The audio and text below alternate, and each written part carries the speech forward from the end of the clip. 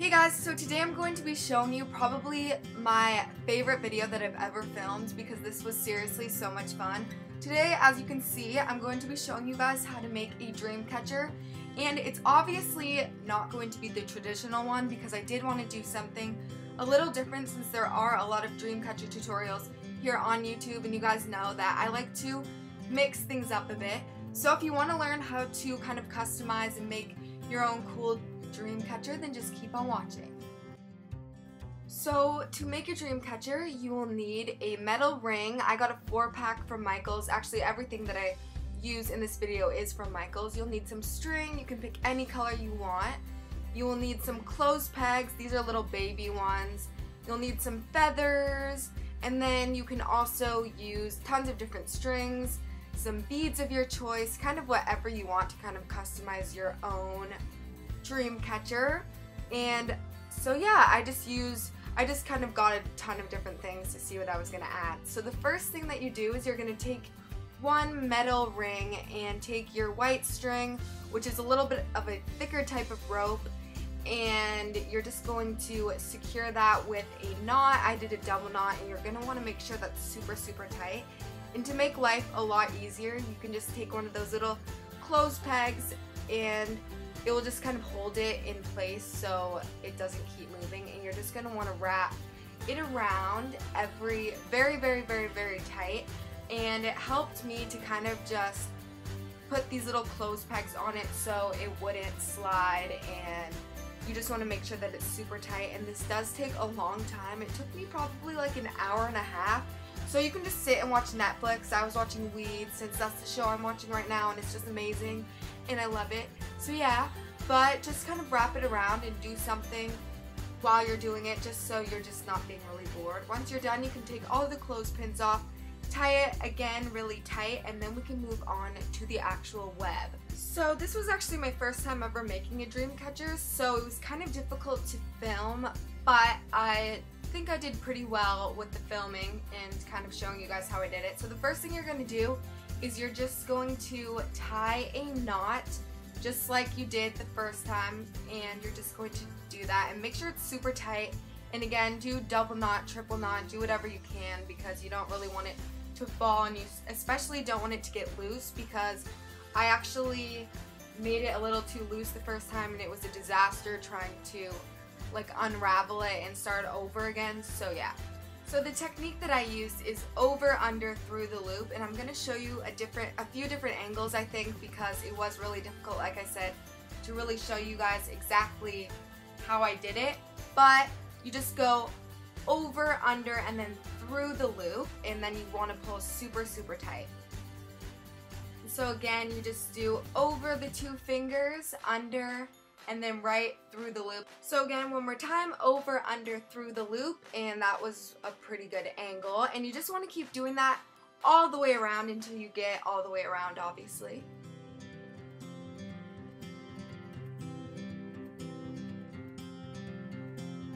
And then life becomes a lot easier because then you'll see these little gaps, and basically all you do is you just start pulling the string through each gap instead of over, under, through the loop. You just keep going through the gap, and like so, like you see what I'm doing there, and you just do that all the way around until you get all the way to the middle. And sometimes it can get a little confusing, and I did mess up the first time, like I said, so I did have to unravel everything, and that was like a total disaster.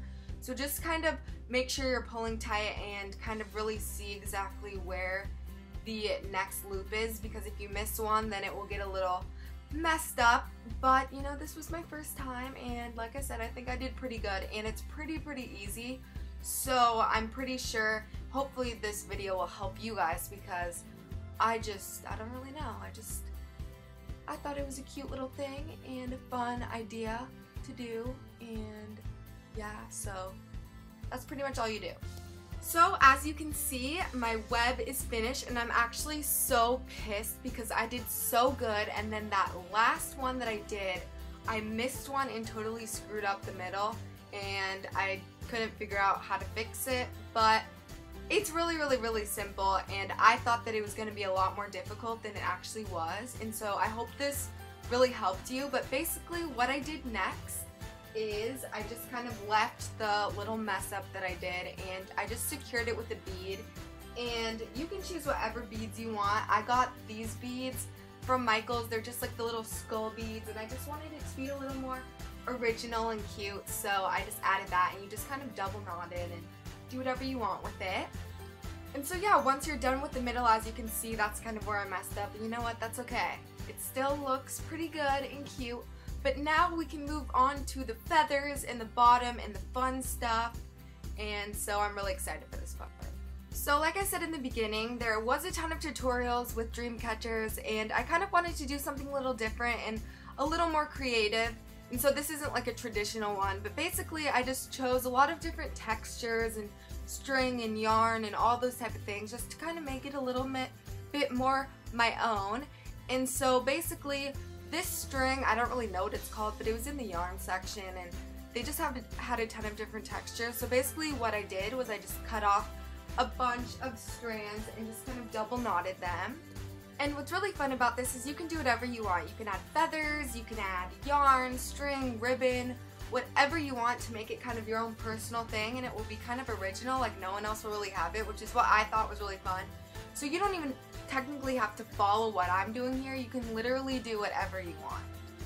So basically that's exactly what I did. I used some wedding ribbon, I used seashells, I just used a lot of things that you don't really see in a normal dream catcher, but that's what I thought would be kind of cute about it and make it a little different from, again, like a lot of other dream catcher tutorials. I just kind of wanted to do something different so you guys aren't always watching the same exact thing.